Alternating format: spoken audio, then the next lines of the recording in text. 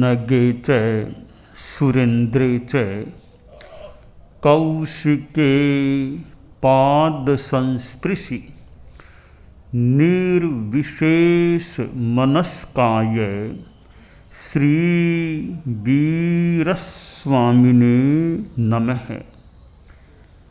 आरहत वाङ्मय में कहा गया है, नाणेणम दंसनेणम च चरित्रेण तहेवय खन्ति ए मुत्ति ए वर्धमानो भवाहि ये। वर्धमान होना अभीष्ट है। जब तक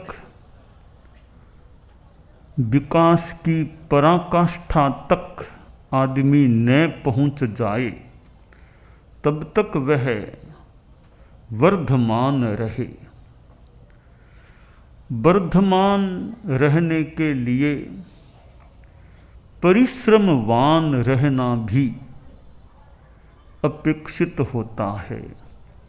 कोई वर्धमान तो रहना चाहता है पर परिश्रमवान रहना नहीं चाहता, आलस्यवान रहता है। तो वर्धमानता कितनी क्या हो सकेगी, एक प्रश्न चिन्ह है। हमारे जीवन में वर्धमान बने रहने का एक आधार है पुरुषार्थ, परिश्रम। यह सूक्त तो काफी प्रसिद्ध है। आलस्यम ही मनुष्याणाम शरीरस्थो महारिपुः। शिक्षालयों में कहीं कहीं यह सूक्त अंकित किया हुआ मिलता है। इसके आगे और है, नास्त्युद्यम समो बंधु या नास्ति श्रम समो बंधु यम श्रुत्वा नावशीदति। यानी यह पूरा श्लोक है। श्लोक का आधा हिस्सा तो काफी प्रसिद्ध है, अगला आधा हिस्सा संभवतः कम प्रसिद्ध है या कम ज्ञात होता होगा। तो आलस्य एक शत्रु है और महारिपु इसे कहा गया। आदमी के शरीर में रहता है और आदमी का महाशत्रु भी होता है। इसके विपरीत यह उद्यम परिश्रम, उसके समान कोई बंधु नहीं, भाई नहीं। इस परिश्रम पुरुषार्थ की शरण में जो रहता है, नावशीदति, उसे अवसन्न नहीं होना पड़ता। एक अपेक्षा से बात यह हो सकती है। तो पुरुषार्थ हमारे लिए कर्तव्य है। भाग्य तो है वैसा है। भाग्य में पुण्यवत्ता है या पापात्मकता है, अच्छा है कि बुरा है कि सामान्य है, वह है वैसा है। आदमी को भाग्य की ज़्यादा चिंता ही नहीं करनी चाहिए कि मेरा भाग्य कैसा है। उसकी चिंता ज़्यादा मत करो, चिंता या चिंतन करो पुरुषार्थ की। भाग्य ज्ञातव्य तो हो सकता है पर कर्तव्य पुरुषार्थ होता है। ये कई कुंडली आदि ज्योतिष का जो विषय है, तो उससे बता कि ये ऐसे ग्रह हैं, ऐसी स्थिति है, तो वे कुंडली की बातें ज्ञापक हो सकती है, भाग्य को बताने वाली हो सकती है। पर कुंडली का जो पन्ना उसमें लिखी हुई है, तो पन्ना हमारा क्या तो बिगाड़ करेगा और क्या हमारा भला करेगा। कुंडली में लिखा पड़ा है ये, तो वो ज्ञापक हमें बताने वाला भी कि सूचना देने वाला कि आपके भविष्य की यह ग्रहों की स्थिति है। पर अब कर्तव्य हम पुरुषार्थ अच्छा जीवन में करते रहें, अच्छा काम करते रहो और अच्छा पुरुषार्थ करेंगे तो मानकर चलें कभी न कभी उसका फल भी संभवतः मिल सकेगा। आज नहीं तो कल, कल नहीं तो परसों। अच्छा बीज बो दिया है तो अनुकूल स्थितियां होगी तो कभी फलवान भी हो सकता है। तो हमने जो सत्पुरुषार्थ किया है या कर रहे हैं, आशा करें वह खाली नहीं जाएगा। कोई न कोई फल, अच्छा पुरुषार्थ किया तो अच्छा फल, बुरा किया तो बुरा फल, वो भी मिल सकेगा। तो परिश्रमशीलता होनी चाहिए। हमारा धर्म संघ जैन श्वेतांबर तेरा पंथ धर्म संघ है और इस संघ में प्रथम जो आचार्य हुए, आद्य आचार्य श्री भिक्षु स्वामी हुए, उनके हम जीवन को पढ़ते हैं तो लगता है उनमें पुरुषार्थ भी था। जीवन के अंतिम चतुर्मास में उनका महाप्रयाण हो गया। तो जीवन के जो अंतिम कुछ दिन थे, समय था, उसमें भी कि श्रावण महीने में भी, भाद्रव मास में तो महाप्रयाण हुआ, श्रावण महीने में भी उनका पुरुषार्थ जैसे गोचरी जाना, काम करना, वो प्रतीत हो रहा है। हालांकि और भी कई लोगों में पुरुषार्थ हो सकता है। वर्धमान बने रहने के लिए परिश्रम की आवश्यकता है। सफलता का पौधा विकसित होने के लिए परिश्रम रूपी जल का सिंचन मांगता है। वो उसे मिलता रहे तो वो पौधा वर्धमान रह सकता है, विकसित हो सकता है। हमारे धर्म संघ में पुरुषार्थ परिश्रम की बात है। आचार्य श्री तुलसी को तो हम में से कईयों ने देखा है, उनके पुरुषार्थ परिश्रम को भी देखा है। यात्रा भी करते थे, बिहार यात्रा, कहाँ राजस्थान और कहाँ दक्षिण भारत में 3 समुद्रों का संगम का स्थल पैरों से चलकर पधारे थे। वापिस पैरों से चलकर राजस्थान पधारे, दक्षिण भारत में घूमे थे।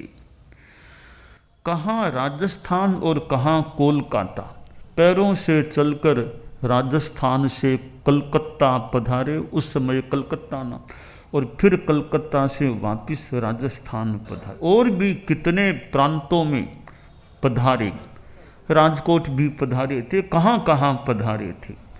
आचार्य श्री महाप्रज्ञ जी के भी दर्शन हमने किए, चरण स्पर्शन और उनके सान्निध्य में रहने का हम में से बहुतों को मौका मिला। आचार्य श्री महाप्रज्ञ जी का प्रज्ञा परिश्रम, बौद्धिक परिश्रम, यह जो हमारे आगमों का संपादन अनुवादन का कार्य हुआ है, उसमें उनका कितना बड़ा एक योगदान रहा। औरों का भी योगदान तो है। वाचना प्रमुख तो आचार्य तुलसी थे, प्रधान संपादक विवेचक काम करने वाले आचार्य महाप्रज्ञ जी, मुनि नथमल जी की अवस्था से और भी उनकी टीम, साधु साध्वियाँ जो भी साथ में रहे हैं, तो उनका प्रज्ञा परिश्रम, यह प्रज्ञा का परिश्रम, बौद्धिक परिश्रम भी चलता था। कितना उन्होंने प्रवचन भी किया, साहित्य सृजन हुआ। आगम जैसे एक थोड़े गंभीर या महत्वपूर्ण साहित्य का अनुवादन, संपादन, टिप्पण, व्याख्या, भाष्य जैसा कार्य उन्होंने किया। और आचारांग सूत्र है आयारो, उस पर तो संस्कृत में भाष्य उनके द्वारा सृजित किया गया। तो परिश्रम शारीरिक भी होता है, तो परिश्रम मानसिक बौद्धिक भी परिश्रम हो सकता है। यह कोई आदमी शरीर से इतना परिश्रम न करे, पर बौद्धिक परिश्रम भी बड़ा महत्वपूर्ण हो सकता है। और कहीं कहीं यह दिमागी परिश्रम बहुत महत्वपूर्ण होता है कि दिमाग से कार्य करना, किसी संस्था संगठन का संचालन करना, भले शरीर का श्रम ज़्यादा न भी हो, पर वह दिमाग से जो संगठन के संचालन का कार्य होता है वह भी एक तरह की प्रवृत्ति है, पुरुषार्थ है, श्रम होता है। तो हम सभी में पुरुषार्थ की लौ भी यथा योग्य रूप में जलती रहे। यह आगम संपादन का कार्य जो काफ़ी हो भी गया है, कुछ अवशेष भी है, हमारे साधु साध्वियाँ जो उस कार्य से कुछ संबद्ध हैं, नियुक्त हैं, संपृक्त हैं, उनकी सजगता जागरूकता बनी रहे कि अंतिम डेडलाइन जो अंतिम दिनांक है वो तो है ही, उससे पहले होने में दिक्कत तो है नहीं। तो पहले जितना वो काम संपन्न हो सके, जितना समय, जितनी यात्रा भी है और भी, तो जितना समय मिले कि जितना जल्दी हमारा यह आगम का कार्य संपन्न हो जाए। 32 ही आगमों का मूल पाठ तो आ ही गया। अब अनुवाद, टिप्पण, संस्कृत छाया, परिशिष्ट, इस रूप में जो कार्य है वो 32 आगमों का संपन्न हो जाए तो एक टीका चूर्णी भी संपादित हो जाए, सामने आ जाए, तो हमारा मान सकते हैं संभवतः एक सीमा तक वो आगम कार्य जो आचार्य श्री तुलसी के द्वारा उनके समय में शुरू हुआ वो संपन्न हो गया। तो वह कार्य भी हमारे साधु साध्वियाँ, हम लोग जो भी संपृक्त हैं, उस कार्य को निष्ठा की ओर ले जाने का निष्ठा से प्रयास करते रहें तो वह कार्य संपन्न हो जाए तो बढ़िया। एक दूसरा कार्य आचार्य भिक्षु के साहित्य का सानुवाद यह संपादन, वैसे आचार्य श्री तुलसी के समय भी हुआ ही था, उसमें अनुवाद साथ में जो भिक्षु ग्रंथ रत्नाकर के पोथे हैं उनमें अनुवाद नहीं है। वर्तमान में अनुवाद का भी कार्य चल रहा है, मूल पाठ भी है और साथ में अनुवाद, वो कार्य भी आगे बढ़ा है। तो वह भी 2, 3, 4, 5 वर्षों में जब भी संपन्न हो जाए तो आचार्य श्री महाप्रज्ञ के इंगितानुसार वो कार्य शुरू हुआ था।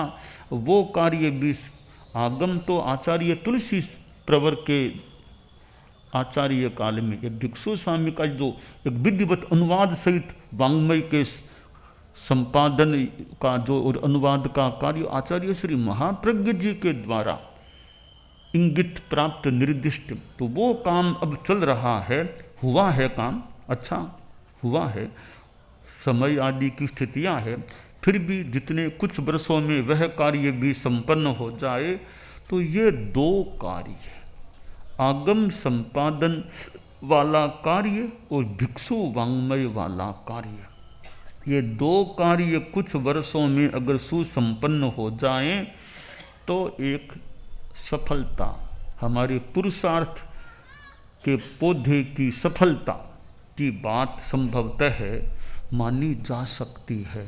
तो भिक्षु वाङ्मय कार्य से जो भी संबद्ध हैं वे भी जितना संभव हो सके इस कार्य को आगे वर्धमान रखने का, जब तक संपन्नता न हो जाए वर्धमान बनाए रखने का प्रयास यथा योग्य करते रहें, यह भी काम्य है। हालांकि श्रीमद् जयाचार्य का भी साहित्य विपुल मात्रा में है, कुछ तो ग्रंथ प्रकाशित रूप में सामने आ गए हैं, उनका अप्रकाशित साहित्य भी है।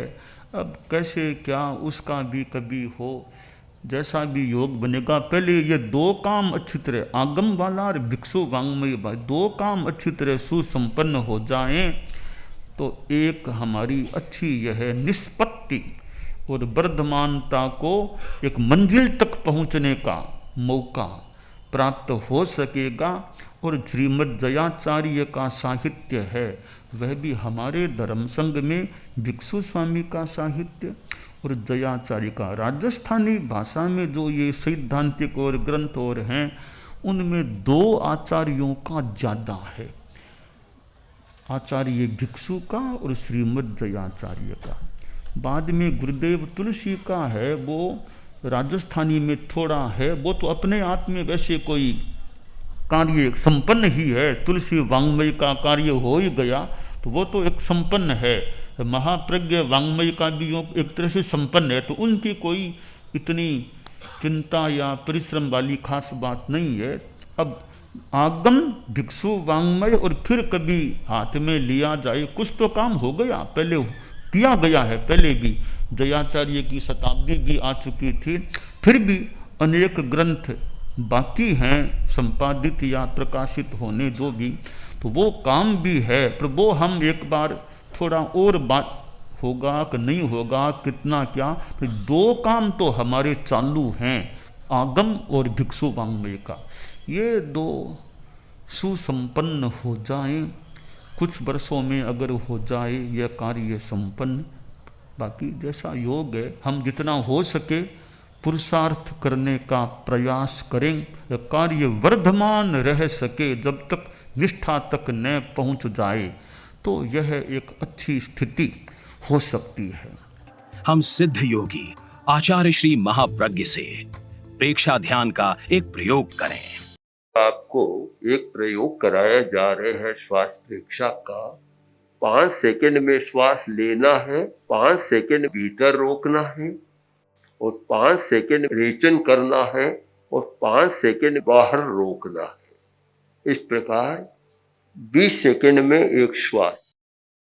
सावधान रहे, श्वास भरे, भीतर रोके, रेचन करे, बाहर रोके, श्वास भरे, भीतर रोके, रेचन करे, बाहर रोके, श्वास भरे, भीतर रोके, रेचन करे, बाहर रोके, श्वास भरे, भीतर रोके, रेचन करे, बाहर रोके, श्वास भरे, भीतर रोके, रेचन करे, बाहर रोके, श्वास भरे, भीतर रोके, रेचन करे, बाहर रोके, श्वास भरे। प्रयोग संपन्न। तो ये ध्यान के बहुत छोटे प्रयोग कराए हैं और इनका स्वयं बार बार अभ्यास करें तो एक अच्छा अभ्यास हो सकता है। ओम आत्मा।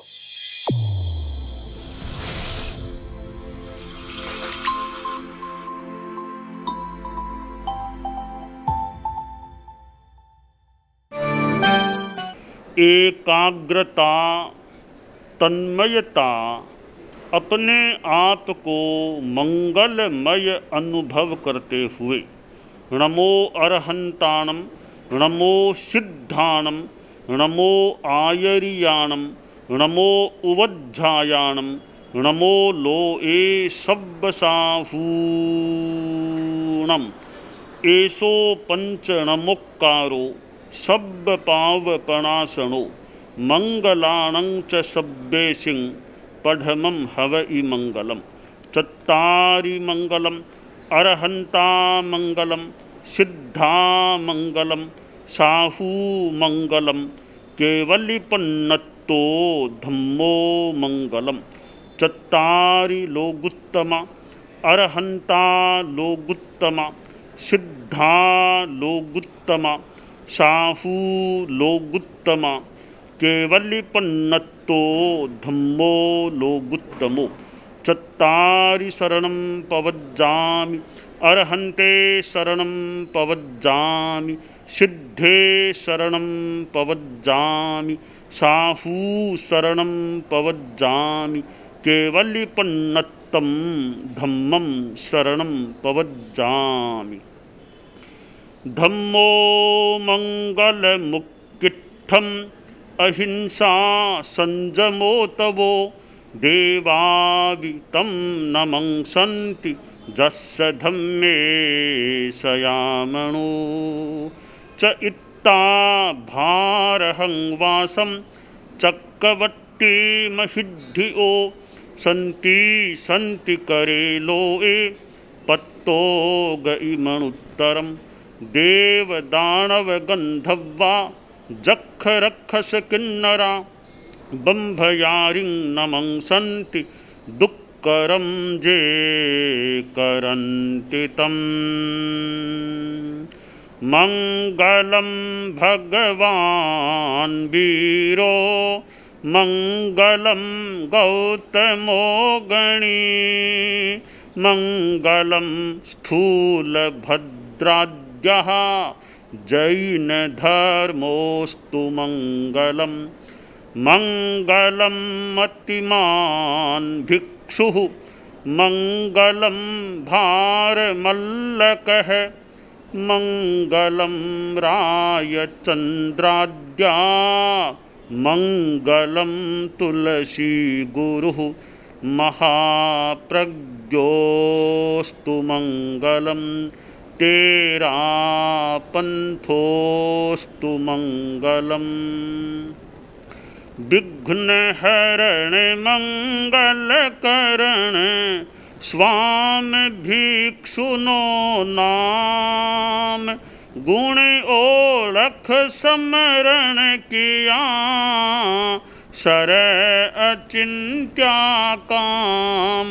विघ्नहरण मंगलकरण स्वामी भिक्षुनो नाम गुण ओळख समरण किया सर अचिंत्या काम। विघ्नहरण मंगलकरण स्वामी भिक्षुनो नाम गुण ओळख समरण किया सर अचिंत्या काम। सर अचिंत्या काम सर अचिंत्या काम। एक दिवसीय त्याग आज के लिए धारणानुसार त्याग है।